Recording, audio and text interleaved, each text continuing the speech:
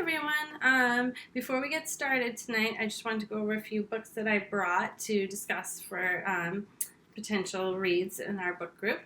So the first one I have is the classic, Their Eyes Were Watching God by Zora Neale Hurston. And Janie Crawford is a young black woman in the 1930s when her grandmother decides that she is going to marry her off to a man who is old enough to be her father. Now, Logan is the last person Janie wants to marry. And it is not long before she meets a new, attractive, ambitious man that she thinks she might be able to love, and she runs off with him and marries him. Unfortunately, the marriage fails. Now, Janie is a strong, independent woman. She tackles life with enthusiasm and courage. And all she wants is for her dreams of love and happiness to come true. Now, to see if she ever accomplishes that, you have to read the book.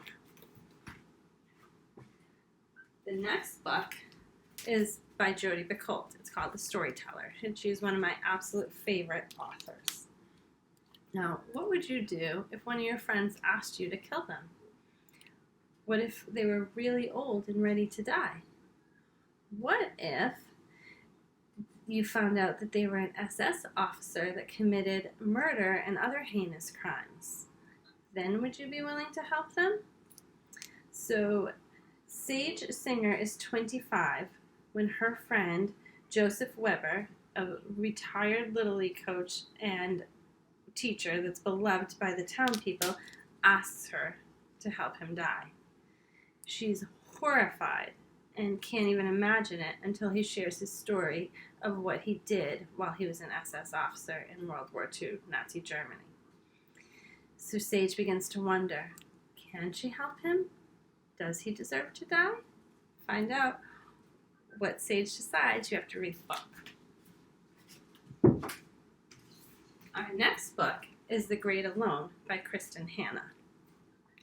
Now, Ern Albright was a prisoner of war in Vietnam, and he came home from the war a changed and volatile man. He's unable to find a job, so he decides to bring his family to Alaska on an impulsive decision. They're going to go live on the last true frontier.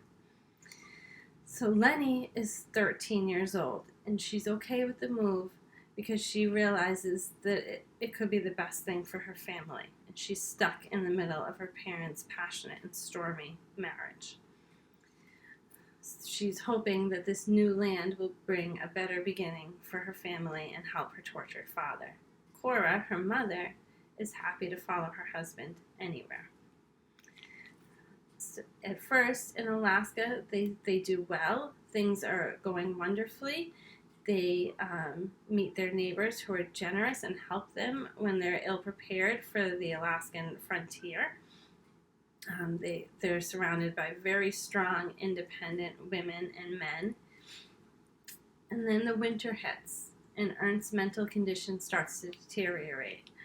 And as the snow is piled up outside, they realize that the perils inside their little cabin are even worse than those outside of it. So Lenny and Cora are left alone, wondering if they'll be able to save themselves when Ernst takes a turn for their worse. To find out what happens, you have to read the book. Now, our next book is The Boston Girl by Anita Diamant. It's also a coming-of-age story, but very different from The Great Alone. Now, Addie Baum was born in 1900, and she's 85 when her 22-year-old granddaughter asks her what made her the woman that she is today. And Addie decides to share her life story with her. She starts when she came to this country as a young Russian Jewish immigrant living in a tenement with her parents and her two older sisters.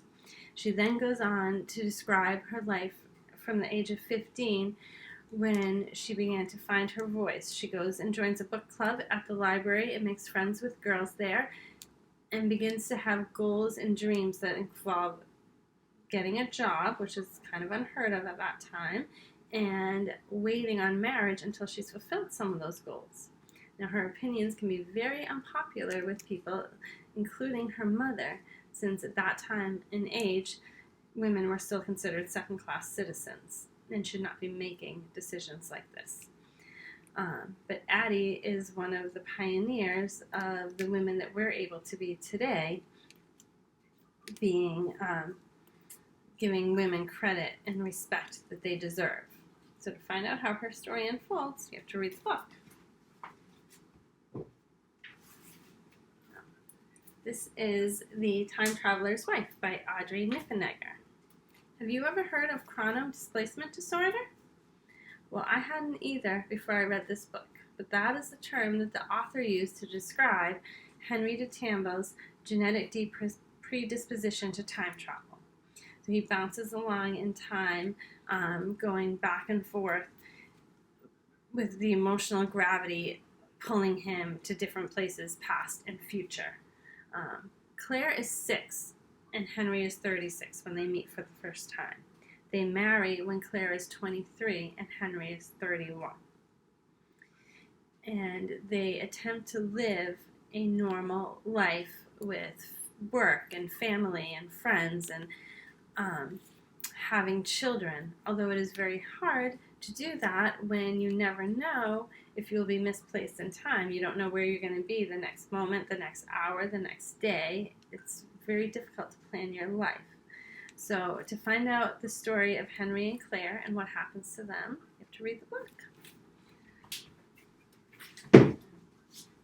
Our last book is The Kite Runner by Khaled Hosseini. Now, Amir is a wealthy young Afghanistan boy who lives with his father, Baba, and they live alongside their 2 servants, Ali and Hassan. Now, this book is basically adult Amir reflecting back on his life and the decisions and choices and events that happened that made him make the life that he lived. How it not only shaped him, but Amir, but it shaped Baba, Ali, and Hassan as well. Now, Amir's Baba brings him to California. They leave Afghanistan, but Amir is reluctant to forget his friend Hassan and the things that happened to them. And the question that this book asks is, can a betrayal of friendship ever be forgiven? And not only that, but is a father supposed to control his son? How much of a son's actions is the responsibility of the father to control? This is a very powerful story, and I strongly encourage it. All right, well, we can discuss that, discuss those books, and you can let me know what you think, and I hope we pick some of them. All right, thanks.